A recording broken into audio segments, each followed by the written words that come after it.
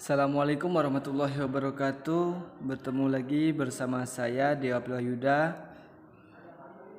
Di sini saya akan menjelaskan tentang analisis internal dan analisis eksternal, serta identifikasi dan analisis peluang usaha baru.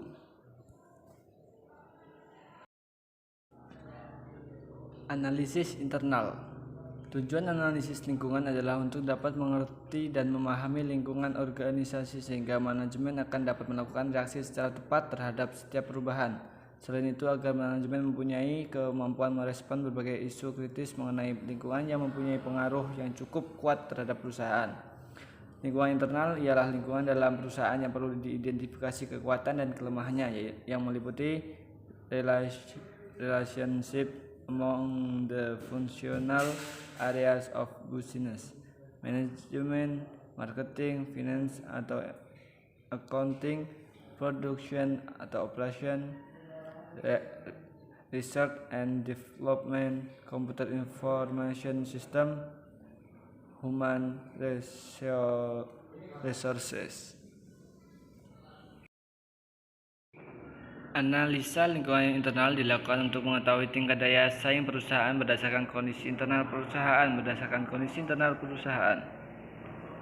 Faktor internal perusahaan sepenuhnya dapat dikendalikan sehingga kelemahan yang diketahui dapat diperbaiki.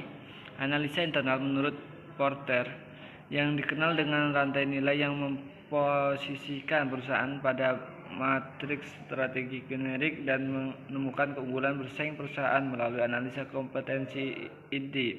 Rantai nilai ini mensyaratkan bahwa untuk mencapai suatu margin, perusahaan harus didukung oleh kegiatan utama dan penunjangnya.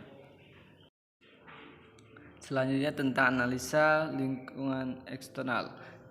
Pengertian lingkungan eksternal dalam manajemen perubahan memiliki peran yang cukup penting dalam langkah dan penentuan suatu kebijakan atau keputusan usaha. Faktor-faktor yang termasuk dalam lingkungan eksternal perlu untuk dikaji dan dipahami oleh para pengambil keputusan, mengingat beberapa hal yang melatar belakangnya, yaitu pertama, jumlah dari faktor yang berpengaruh tidak konsisten melainkan selalu berubah-ubah. Yang kedua, intensitas dampak yang beraneka ragam. Yang ketiga, faktor tersebut bisa menjadi suatu kejutan yang tidak dapat diperhitungkan sebelumnya betapapun cermatnya analisis SWOT yang dilakukan. Yang keempat, kondisi eksternal yang berada di luar kemampuan organisasi untuk mengendalikannya. Lingkungan eksternal dalam manajemen strategik dibagi menjadi dua kelompok, yaitu satu, lingkungan eksternal yang jauh meliputi beberapa faktor, yaitu ekonomi, politik, sosial, teknologi, dan industri. Yang kedua, lingkungan eksternal yang dekat, yaitu faktor-faktornya adalah pesaing, penyandang dana, pasaran tenaga kerja, pemasok, dan pelanggan. Identifikasi dan analisis peluang usaha baru. Berpikir kreatif dalam wirausaha.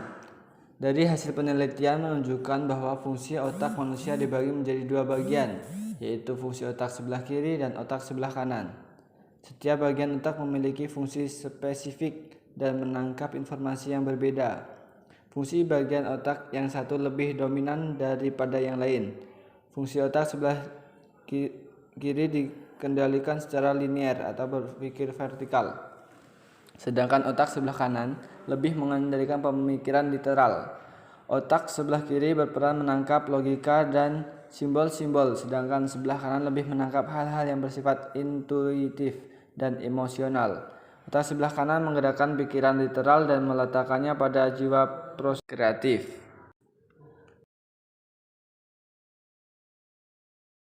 Menurut Zimmerer tahun 1996, untuk mengembangkan keterampilan berpikir, seorang menggunakan otak sebelah kiri, sedangkan untuk belajar mengembangkan keterampilan kreatif digunakan otak sebelah kanan. Cirinya yaitu, yang pertama, tahap persiapan. Persiapan menyangkut kesiapan untuk berpikir kreatif dilakukan dalam bentuk pendidikan formal, pengalaman, magang, dan pengalaman belajar lainnya. Yang kedua yaitu tahap penyelidikan. Dalam penyelidikan dilakukan individu yang dapat mengembangkan pemahaman mendalam tentang masalah atau keputusan. Yang ketiga, tahap transformasi. Transformasi adalah mengidentifikasikan persamaan dan perbedaan yang ada tentang informasi yang terkumpul. Tahap yang keempat yaitu penetasan. Penetasan merupakan penyiapan pikiran bahwa sadar untuk merenungkan informasi yang terkumpul. Yang kelima yaitu tahap penerangan. Penerangan akan muncul pada tahap penetasan, yaitu ketika terdapat pemecahan masalah secara spontan yang menyebabkan adanya ide. Yang keenam yaitu tahap pengujian. Pengujian ini menyangkut validitas, keakuratan dan manfaat ide-ide yang muncul dan dapat dilakukan pada masa percobaan. Proses simulasi, tes pemasaran, percobaan, pembangunan proyek, dan aktivitas lainnya yang dirancang untuk membuktikan ide baru yang akan diimplementasikan. Yang ketujuh, tahap implementasi. Implementasi yaitu transformasi ide ke dalam praktis bisnis. Selanjutnya, menangkap peluang usaha. Seseorang seringkali ingin untuk mendirikan usaha baru karena didorong oleh adanya peluang yang membentang di hadapannya tempat tinggalnya dan juga memiliki impian dan optimisme yang berlebihan.